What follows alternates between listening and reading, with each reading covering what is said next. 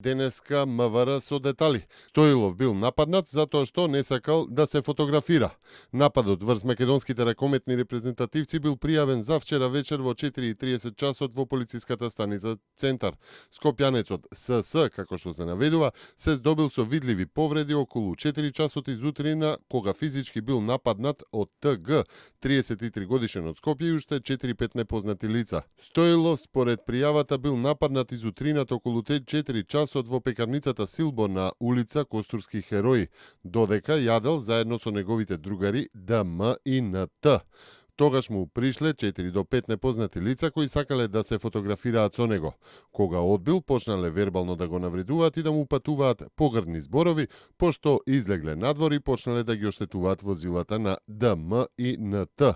По ова, Стоилов заедно со двајцата пријатели излегле надвор да видат што се случува, при што Стоилов бил физички нападнат со клоци и тупаници од страна на ТГ и неговите непознати другари, со кои претходно имале вербална расправија. Од извршениот разговор со инволвираните, според полицијата и со сведоците, случајот е расчистен и на СС и ТГ, според полицијата, им бил издаден записник за констатиран прекршок тепачка по член 11, се вели во соопштението од МВР. 4 лица кои се здобија со тешки телесни повреди откако автобус со бугарски регистарски таблички синок е излетал на магистралниот пат А2 Куманово Крива Паланка, со санитетски возила ќе бидат транспортирани во Софија. Ова денеска го истакна началникот на итната медицинска помош при здравствениот дом академик професор доктор Димитар Арсов Грозде Спасовски, кој рече дека во несреќата со лесни повреди и набиеници по телото се здобиле и 21 лице на кои им било укажана лекарска помош и се испратени на домашно лекување. Тој информираше дека на терен интервенирале 2 екипи на итната медицинска помош кои етапно ги транспортирале повредените. Појасни и дека кај сите е поставена имобилизација, дадена е терапија, пациентката со исчешен спореден зглоб на рамото ќе мора да се оперира. Околу 2 часот пополнок пристигна бугарскиот амбасадор во Македонија Иван Великов Петков, кој беше во постојана координација со нас, ги посети повредените лица и беше договорено во посредство со бугарската амбасада во Македонија да им биде организиран медицински транспорт во Софија. Стандардизирана регистрација на мигрантите долж западно-балканската рута денеска беше договорена на работниот состанок на директорите на полициите на Македонија, Австрија, Словенија, Хрватска и Србија.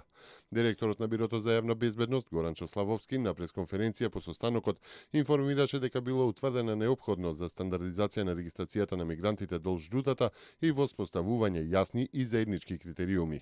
За таа цел е неопходно да се усогласиме за стандардите на регистрацијските методи и постапки. Тоа вклучува подготовка на стандардни документи кои треба да се издаваат од сите засегнати страни долж западно-балканската рута, регистрираните мигранти да се складираат во националните бази и да се врши навремена размена на тие податоци, нагласи Савовски.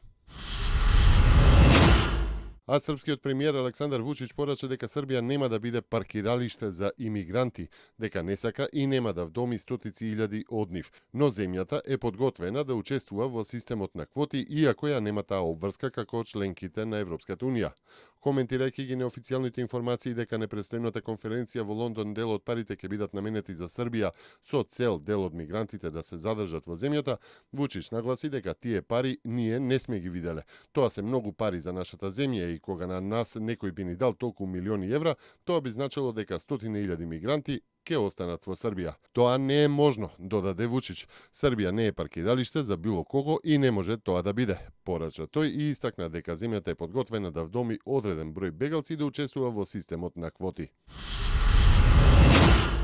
Владата на германската канцеларка Ангела Меркел одобри мерки за заострување на законот за доделување азил, кој предвидува ограничување на можноста бегалците да ги повлечат членовите на семејствата, како и забрзана обработка на барањата за азил на новопристигнатите мигранти.